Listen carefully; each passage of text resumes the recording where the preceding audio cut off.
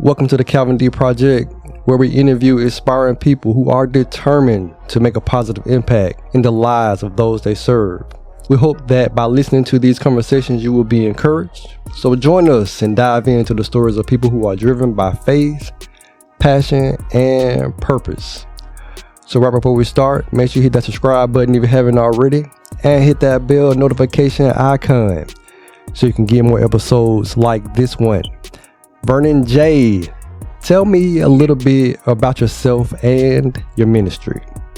First, man, thanks for having me. I'm super excited to be on here and being able to share what we do and what we enjoy. I love gospel music and I love being able to sing it. So a little bit about myself. I'm from Houston, Texas, a native of Houston, Texas.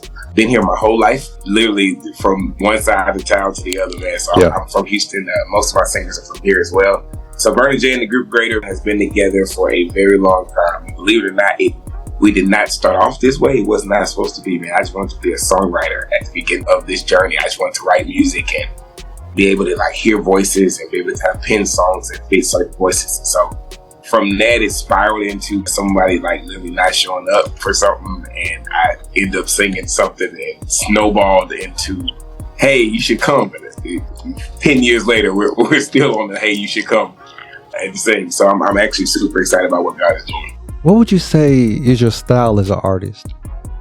Well, I love all kinds of music, but stage-wise, if we're talking live show, man, you're going to get a lot of energy, a lot of funk.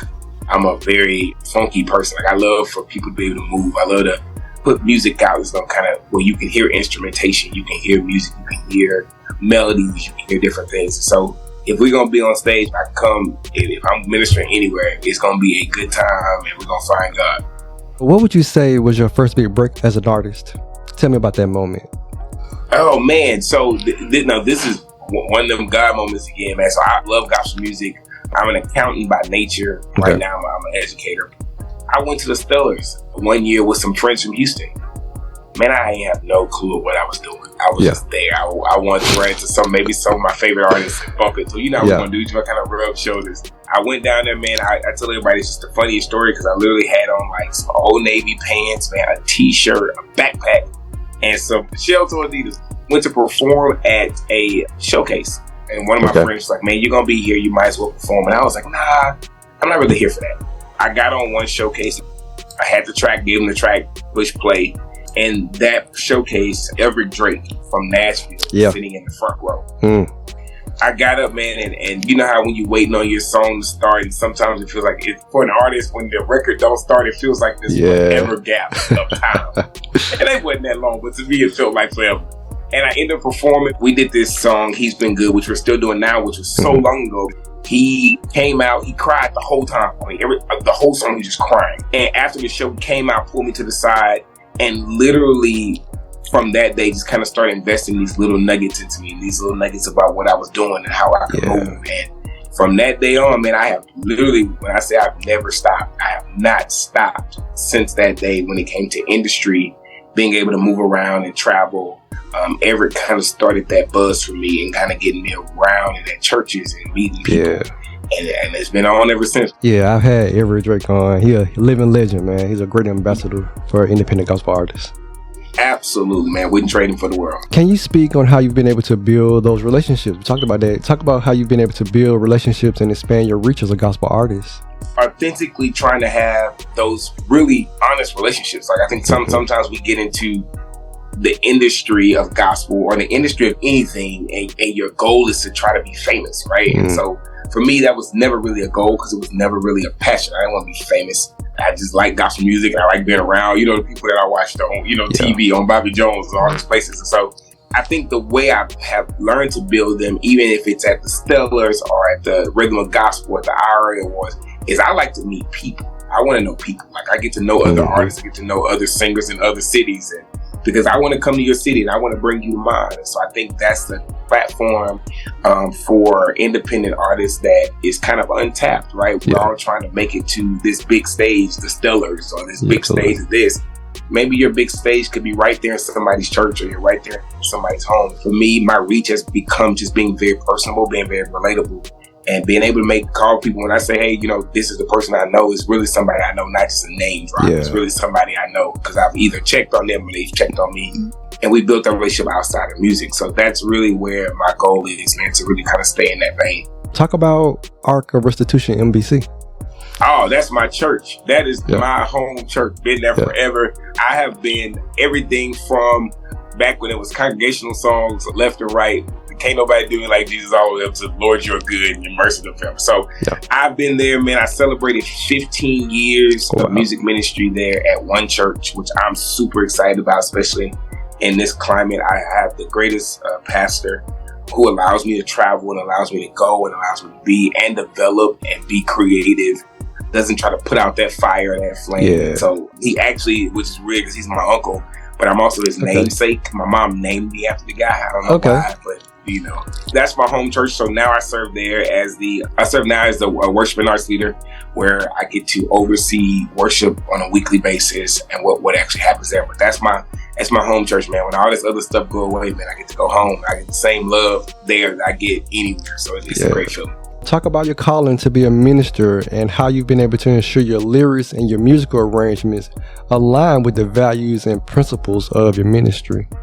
For me, I think it's conversational, right? Ministry grows as you grow, right? So when I was originally writing music, it sounded like one thing, and lyrically it sounded like one thing. And as you get older, because you experience more, your lyrical content grows. Mm-hmm. And so I've been able to do that. I got called to ministry when I was really young, but I didn't really know, man. But I started preaching maybe, I want to say, my sophomore year in college. Okay. Preaching for me was normal. Music was fun, but preaching was what I was doing. I thought that was going to be the road I was going to go down. Yeah. Until music kind of took off, and then I was able to kind of do youth ministry, and I was taking all these things together in ministry. But I just kind of try to stay focused on what the actual goal is. And I know later on in the conversation, I think we'll get a chance to talk about Save. That was the goal, is to kind of keep making music that is not far from the gospel itself, not other things. I don't knock other music because I like other stuff, but I want to write songs that really pinpoint him coming and doing something for us that we couldn't do for ourselves, and really try to make it in a way that's palatable to everyone, whether you like it fast, you like it slow, upbeat, whatever. Yeah. I want to always center the music around the gospel of Jesus Christ. I'm not going far from it. You talked about experiences, so let's talk about your take on referred pain. Explain to the listeners what you mean by that.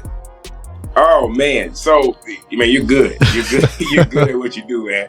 Once again, it's one of those things where we live, right? And so and this is very to your audience. I'm naturally, man. I'm a natural goofball. I'm not serious all the time, but something happened and you be like, this just makes a lot of sense. So I end up going to the doctor, man, to the dentist, because my tooth was hurting and I could not find out what was going on with my tooth in my bottom jaw, which is driving me nuts. I couldn't figure it out. So I went to the doctor, and I was telling the doctor, man, my tooth down here, and I'm pointing, tapping the bottom of my tooth. And, they go in there and they have to look, right? So he ends up telling me, man, it's not your bottom tooth. It's actually the top of your mouth. And I'm going, it can't be, man, because my bottom is on fire. And he's like, yeah, but it's not. It's actually the tooth at the top. And because that tooth is connected to a nerve that runs into the bottom of your jaw. And so what you're really getting is referred pain, which means the pain is somewhere else, but you're targeting something different. Mm-hmm. And so I think a lot of times in church, the pain is somewhere else, but we're targeting something different. Most times humans are very much so,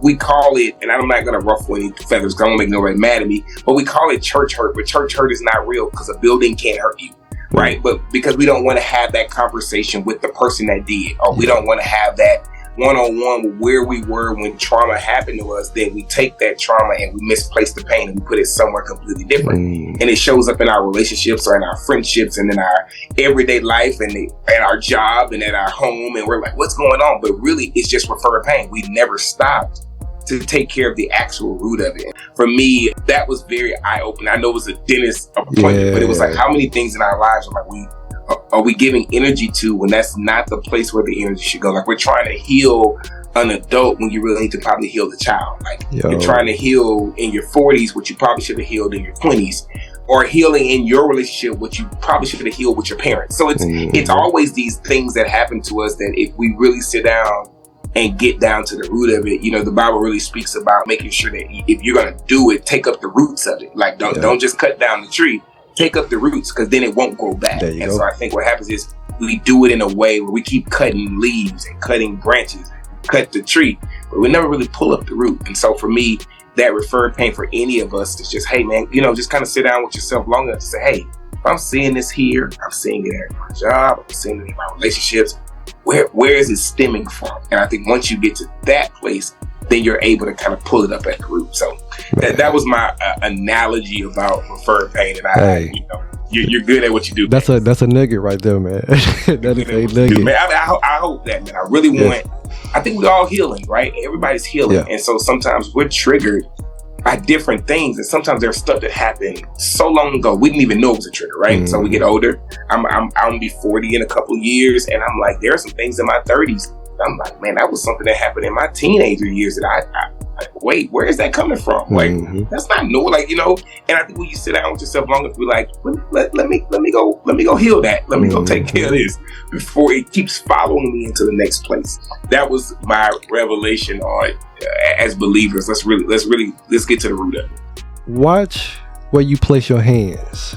What comes to mind when you hear those words? You're good at what you do, man. Listen, man. Y'all that's coming on this show, be careful, because he's good. He's good. So as a preacher, man, I want to make life as relevant as it can be, right? And so I heard someone on Instagram the other day that just really, really blew my mind. And he said, we're okay with past grace, but not okay with present grace. Mm-hmm. So we're okay with listening to what David did and how God forgave him, or what Moses did and how God forgave him. But that's past grace. What about grace in the real time? Mm-hmm. And so when we have a hard time with that. And so one of the things that I like to talk about is that we meet people in places where they're showing you their best self, right? And so I use the analogy of going on an interview, and you want to give that interviewer your best self, right? So you've taken your resume, you've outlined all the jobs. Sometimes we fluffed some of the jobs and gave ourselves titles that don't really exist. And and so we've really carved ourselves out to be that. And so I use that analogy because technically what happens is that's actually just the roles at the top, right? And so once you get to the job and your personality shows up and your identity shows up, and if you haven't handled those are the thorns that are connected to that rose. So when people tend to come and approach you, if they approach you and touch you, and I don't mean this in a bad way, but they approach your personality or your issue from the wrong perspective, what they really get is that thorn. Yep. So that beautiful person that showed up to the interview is not what they got when they went to pick it up and take it. We got to be very careful, because what happens in your interview, you were dressed, you were on time. That's the rose. Yeah. The thorn at the bottom was you late, you got bad character, you don't like to be told what to do. And we don't understand that a person that's still beautiful has all these other things, thorns attached. The Bible said literally there are parts in your life, he said, there are some thorns that I'm going to give you that I'm just not going to take away. Right? Mm-hmm. And so when we start talking biblically, people don't like to hear that because we want to pray, God, take it away. And he's like, nah, I'm not taking all of it away. Some of it you're going to have to just deal with. There are some struggles in our lives that literally, man, we're going to have to just deal with. God has given us grace to deal with them. He didn't say do it. He just said deal with it. He said be tempted by it, but you don't have to give into it. You have free will not to do that. That was the analogy of trying to make people realize, like, don't just go after people's beautiful. Get time to know where those thorns are. Get time to know where to place your hands when you're talking to people. Because everybody like me, I'm not a morning person. So don't run at me in the morning, because that's a thorn for me. You might get something you didn't see. So you have my morning Joe yet, man. Hold on, break. So you when you know that about yourself, you try to make sure that you can put yourself in the best place to do that. I get the ability to mentor some of the younger musicians or artists that are kind of coming up, and I just kind of tell them, be careful, because people really see you on stage, and that's the beautiful part of it. That's the stage part of it. For a lot of us, that's the most comfortable place we can be sometimes. When we come off the stage, that's the stem. That's the part that holds us up. That's the part that creates this music, right? Because most of the music comes from a hurtful place or an experience. And so that's the stuff that people are not always okay with dealing with. The stem, the thorns, the part that goes in the ground. They're not okay with that. They want the rose at the top. But without all that, the rose dies. It all has its place. And like, in the end of my rant, we got to be careful where we grab it, because you might get stuck or pricked and you ain't gonna like it. Talk about your take on having testimony and showing the test. People can't appreciate it unless they can see it. I think the reason why I use just biblical text, the reason why for me David is one of my favorite characters in the Bible is because I can read the text. I have a very visual context of his test. I can read from him being a kid and being overlooked to triumphing over Goliath. Well, that doesn't really mean anything unless I know that nobody really liked him. And 5 chapters back, nobody wanted to deal with him, right? I can experience him being king and go, oh my God, David's one of the greatest kings, because I understood that his dad didn't even think about him. When he came to the house to anoint the king, dad was like, these are all my kids. He said, no, you must have another one. And he said, oh, I got this little one that's outside, right? And so you can appreciate David being king because you can also appreciate, from a personal standpoint, him being looked over. I think in order for people to really, really get it, they got to be around when some things happen that don't fall in your favor, that you believe is in your favor. They got to be around to see that. They got to be around to see some of the no's. They got to be around to see some of the doors closed. They got to be around to see how maybe you had to get some stuff repoed, or you had to move from a house to an apartment and down. They got to see that, because then they'll appreciate the next part. They'll appreciate when God really takes your life and flips it and turns it into something completely different, because they were there to kind of see the test. And most time we are so private, we don't want people to know we're going through nothing or dealing with anything. And so it muffles the testimony. It kind of puts a umbrella or a blanket over it. No, it's okay to tell people I've been through. I can appreciate Job because I understand when he says naked I came and naked I shall leave, because I can read how he lost everything. And so double for his trouble makes me shout. But what if I didn't know he ever lost anything? And it doesn't have the same effect. So I think for us, in order to be most impactful in the earth, most impactful to people, most impactful in our communities, is they got to hear it, sometimes see it, and even more sometimes be a part of it. Yeah. When you have to take those hits for Christ and go, hey, for God I live, God I die, blessed be the name of the Lord. And so that, I think when they see that, people can go, I want to serve that God. And he stuck with him and he didn't leave him. And so I think when we can do that, it turns your test into a testimony that you don't even sometimes have to tell. And that's especially relevant in the age of social media now, where everybody on the show is you the good stuff, the clips, the hot shots, right? Yeah. I think that's it's an honest thing. And I think we've been taught in African American culture to put on, to dress your best, and nothing's wrong with that. But every now and again, man, you got to strip that stuff off and just be like, bro, I'm struggling.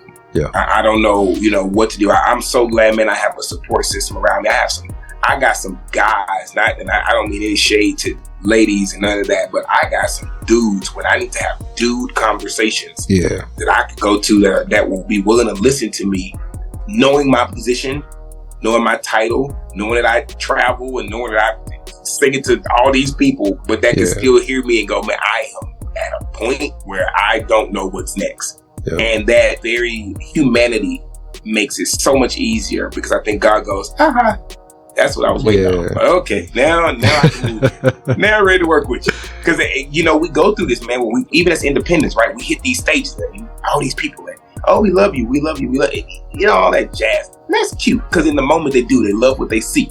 And believe it or not, that is literally Instagram on a live version in comparison with time, right? 3-4 minute song, everybody loves you. That's Instagram, right? Snip it, get out of it. They don't know that you spent all your money to get there. They don't know you came there not knowing how you gonna get back. They have no clue. And God is like, okay, but be real with me and get out there and really do what I'm calling you to do. And I think when you do that and you surround yourself with the right people that are able for you to still be human, still be vulnerable in spaces, God's just like, okay, that's what I'm looking for. Like, I'm looking for that guy. I think that's the part for me that I'm always going to be open to him in a space that this is just all I got. And if you don't work with this, I don't know what I'm going to do. I'm going to go do something different, because music ain't going to be it. Which of your songs ministers to you the most? Man, listen, you make sure that when you title this thing, you just say you good at this. You really good at this. Oh, man. I'll be honest. It's actually not a song that people know. There is that's tricky. There's a song that will be released on someone else's project. It's not mine. But it's called Favor. And it rings because the first couple lines of the song says, it's not by chance nor by coincidence. I don't guess. And then this one thing I'm confident, and it's that I'm blessed, and it's beyond measure. I'm doing better because I got favor. And I that literally explains it. I have no idea. Yeah. But I have no idea, man. I can't tell you the doors that have been opened to me because God gives me favor in spaces that I don't even know. People are using my name and behind doors that I'm not even a part of. People are meeting me in certain spaces and just taking a liking to me. And God's going, I'm just kind of giving you favor and grace in these spaces. And some of the spaces, man, where I don't even feel like I'm adequate or I shouldn't even be there. And he's like, just show up. And I'm going, okay, but if I show up, and that's literally my conversation. God, if I show up, just show up. And some spaces I've been in, man, I have just been present. Yeah. And going into that room, not absolutely knowing nothing. I don't know why I'm there. I got an invite and I was like, I better show up. And I show up in some kind of way. God ends up just moving some stuff or meeting me with somebody who maybe an idea I had 10 years ago is manifesting to somebody I'm meeting today. Yeah. And that's probably my favorite song because I just know my life is good, but I'm doing that much better because God gives me favor. And so I think he's favored me in those spaces and I appreciate him. So now when you're out, what song are people asking you to perform the most? Man, a song called Do It Again. And everyone who hears this interview is going to die laughing because they know I am, as a songwriter, you love all your music. Yeah. You like it. It's just not, I sung it 50,000 times. Yeah. Right? And so when you go somewhere, it's like, all right, here we go again. All right, back out for it. But it's a great song. And I've been blessed that God's given me the opportunities for people to like it. I find myself laughing behind it because, okay, here we go, right? I'm laughing. And then I get on stage and get completely toe up by a song that I'm like, didn't even really want to sing. But as the words start coming out, the song starts going. I find myself reminiscing about God's goodness. And then it happens all over again. But as of now, Do It Again is probably one of my favorites to sing out. It has a good bass line to it. It's just a really great song. So I'm going to be selfish. And I'm going to ask you to speak on He's Been Good, because that's the one that does it for me. So can you tell me the backstory of that song? He's Been Good is originally it was not written for me. I wrote the song, but once again, I was in that songwriting phase, right? Yeah. To be honest, in my 20s, man, I was dealing with my own insecurities by my own self. Okay. It was a lot of self-doubt, a lot of not liking, I think. And maybe I can be honest and I can't, project on other people. But I went through a stage where I didn't like what I had. It was very much so I was doing it because other people were receiving something from it, not necessarily because I necessarily enjoyed it. Okay. And I would always second guess my voice. I would always second guess how I sounded. I would second guess the studios, and I would get really, really like in my head about these spaces. One day I went to the studio and I was supposed to be recording He's Been Good, and I had been at work all day. Mm-hmm. And, the Bible said, man, don't work, don't eat. So, but I got to eat. So I was at work and I talked for a living. I was working for the Y at that point and I was talking all day. And I went to the studio, man, I just didn't have I was not in even best voice for myself. I remember going into this room and I was in there with some guys that I worked with at the time. One of the guys made a comment. I'll repeat the comment, but not the guy because I'm honest. Okay. He said, man, I believe in your talking because I was a preacher, right? But I don't necessarily always believe in your singing. And it did something to me because he was vocalizing what I had internalized. And in that moment, it stung so bad because I couldn't get mad at him because he was only speaking what I was saying. I finished the session and I got through and I got in my car and I drove home and I don't know if anybody has those stories where like you driving and you just talking to yourself, what's going on, man? What are you doing? I believed I just started asking God, like, what am I doing? Like, you got me doing something. I don't even, And he said to me, hey, man, either if you don't believe in it, ain't going nowhere. You ain't going to be able to do it. So you got two options. Turn around, go back to that studio, get your stuff. Or go home and cry about it and figure out what you're going to do in the morning. And I don't know about y'all. Me and God have very honest conversations. That was pretty much the gist. There wasn't no scripture context. It wasn't no, go to 1 Thessalonians. It was none of that. It was wipe your tears. I bust this U-turn, went back to the studio, got my stuff. I didn't even say anything to him. I'm still friends with the guys, like to this day. And one of the guys who talked about it, we had the conversation. But anyway, I went to the studio, another studio that I knew, didn't know the engineer, didn't know nothing about it. I literally said, hey, put this track on.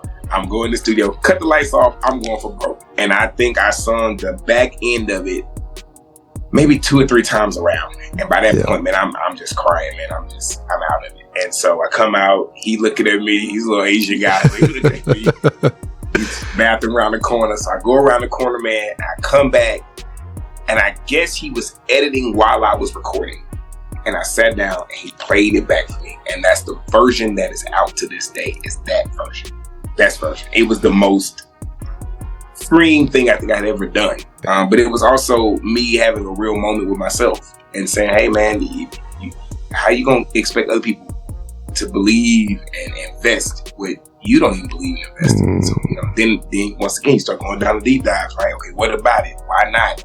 Between me and God, and understanding who I was in that moment and not trying to sound like somebody else and not be who I heard on the radio, or, how do I want people to look up to me when I'm not even okay with being authentically who I am?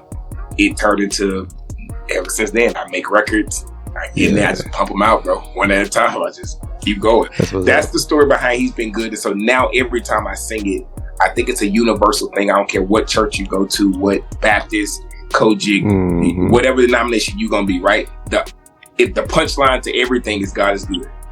Once we get to the end of it, it has its own vibe. You just go for broke and see what happens. Speak on Saved. What about Saved? I'm curious about that one. What's the backstory on that one?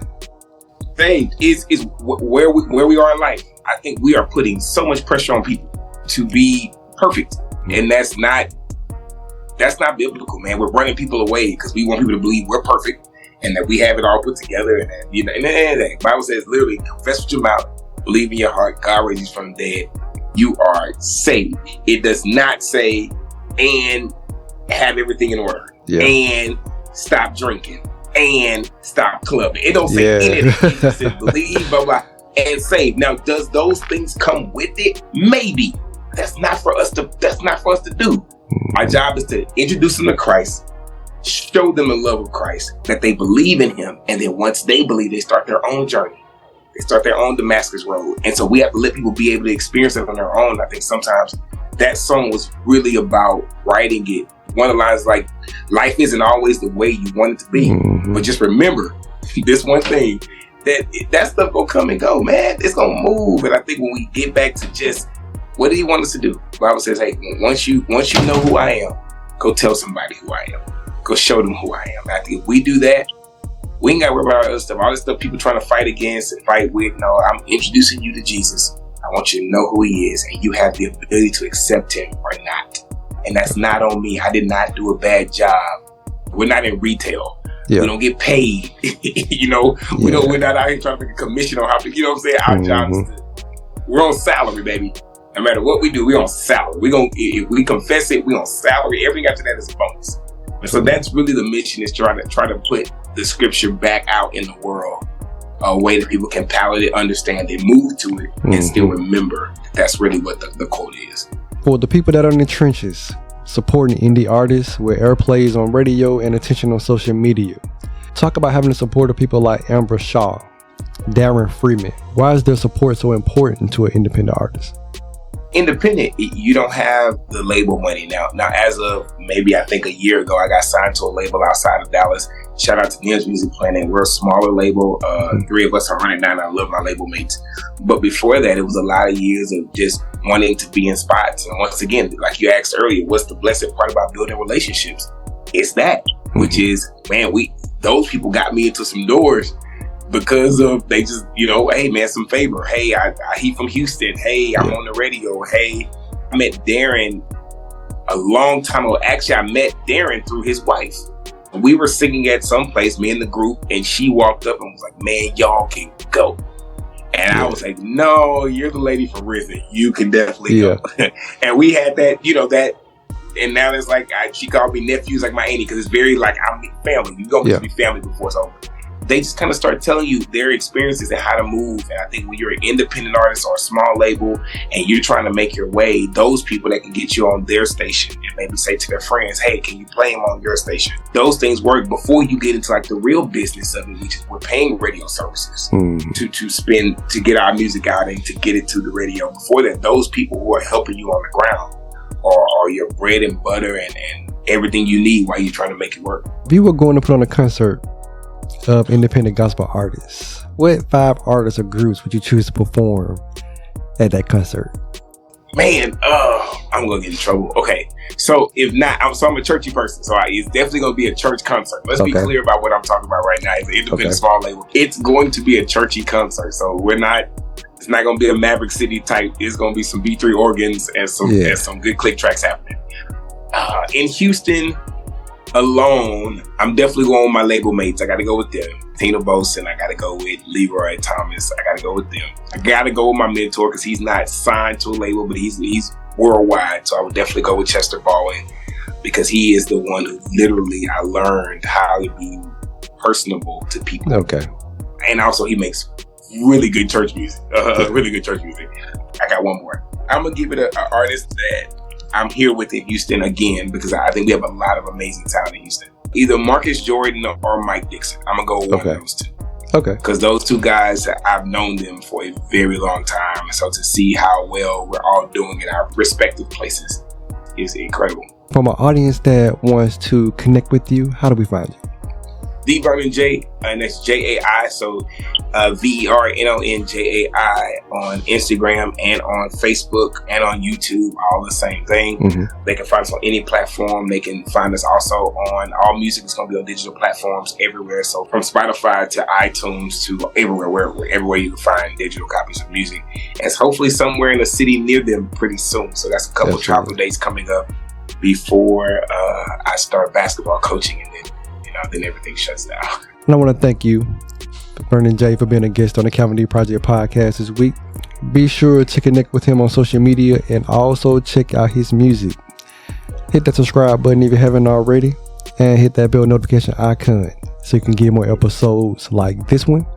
And thank you again for listening to the Calvin D Project.